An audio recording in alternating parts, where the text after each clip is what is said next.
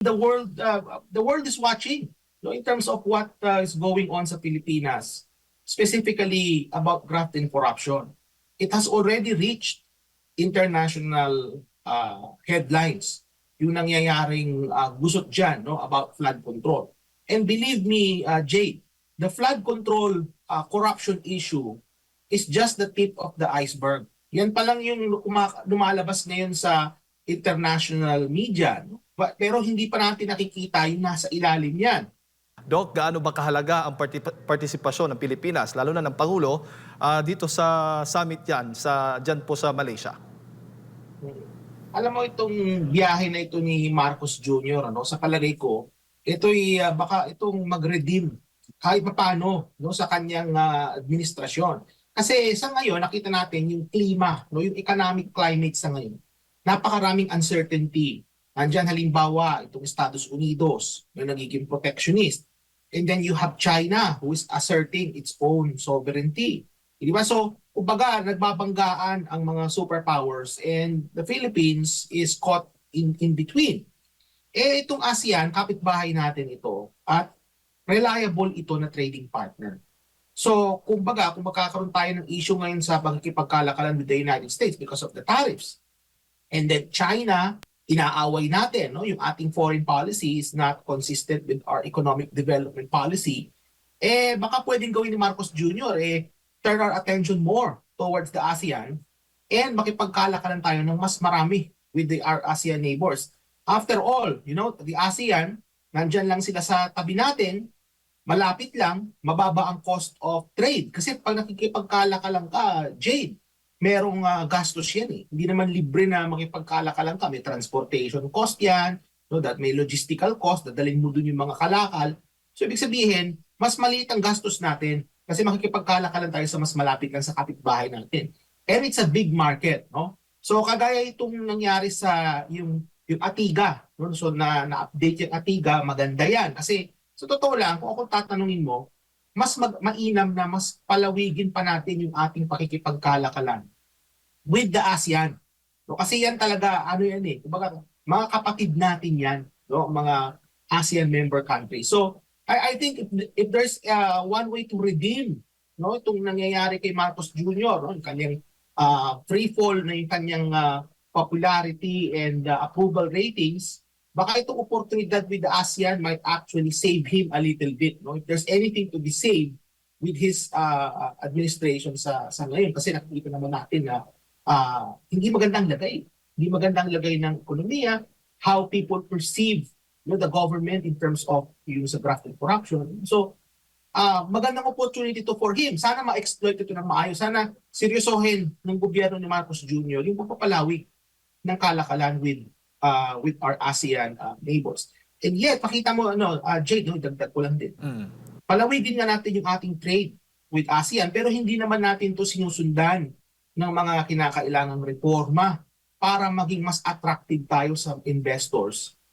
Parang baliwala rin itong bisita ni Marcos Jr. kung hindi nila i-improve yung sistema dyan sa Pilipinas in terms of attracting investment and in terms of attracting trade.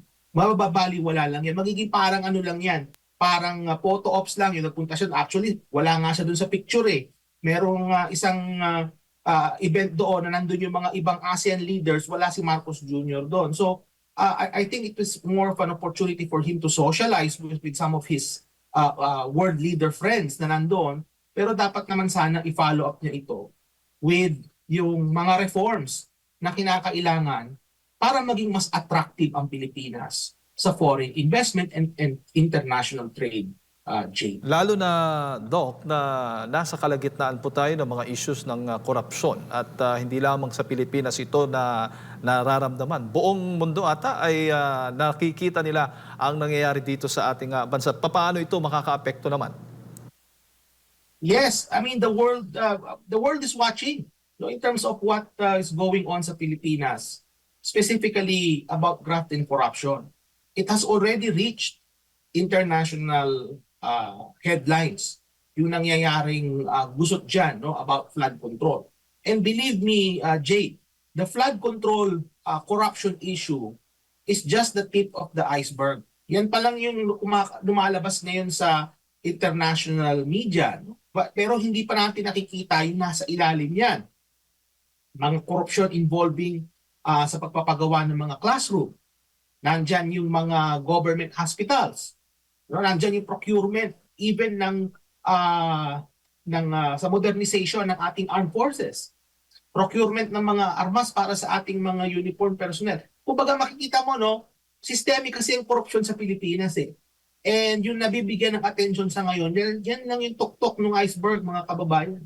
We haven't seen the bottom, ang lalim yan. No? So, just imagine, kung doon pa lang sa flood control, ganyan na yung impact sa international community. What more pa pag na-expose pa yung nasa ilalim. So, kagaya halimbawa nga sa kaso ng president ng South Korea, sabi niya, hindi na muna nila tayo tutulungan in terms of official development assistance kasi mapupunta lang sa kurakot yung pera ng taxpayers ng mga South Korean. Other leaders are watching. Diyan ang United States. Even the United States already issued a warning to Marcos Jr. Kasi nga naman, ang Amerikano, they are already, kumbaga yung kanilang economy, hindi na sila kasing lakas kaysa kagaya nung araw. And they're trying to recover back what they lost. Specifically sa manufacturing. Wala na magmamanufacture doon. Wala na. Lumipat na ng China, lumipat na ng Mexico yung manufacturing. So they're using all the economic tools that they could use para maibalik yung manufacturing sa kanila, Jade. So, and they're very prudent with their taxpayer dollars. So kung yung taxpayer dollars nila na itutulong sana sa Pilipinas, mapupunta lang sa bulsa ng mga contractor at mga kurakot, ayaw nila yan. No? So even the United States already gave a warning to Marcos Jr. So ibig sabihin, the world is watching. Di ba kung anong gagawin nila? Kaya mahalaga no, itong pagpunta ni Marcos Jr. sa ASEAN kasi pwede niyang isignal sa international community na meron silang ginagawa. No? But then again, kung hindi nila i-follow up yan with the reforms, parang baliwala lang yan. Nagsasayang lang tayo ng oras. Sayang lang yung pera ng taong bayan na ginasto doon sa delegation ni Marcos Jr. na pumunta sa Kuala Lumpur para din sa ASEAN Summit. It's a waste of money if hindi nila pinalo up yan in terms of the necessary na mga pagbabago na kinakailangan. Kailangan may mga makulong dyan, Jade, sa issue ng flood control at sa iba pang korupsyon. Kailangan may mga malalaking isda. Sabi nga ni Senator Marcoleta, kaya ang hinuhuli lang natin yung mga maliliit lang, yung mga sapsap. No, kailangan natin yung mga malalaking isda. So we need our laws, and our justice system to work as it should, to prosecute and to actually take into account itong mga taong ito, no, that have used public money for their own selfish interests, Jay.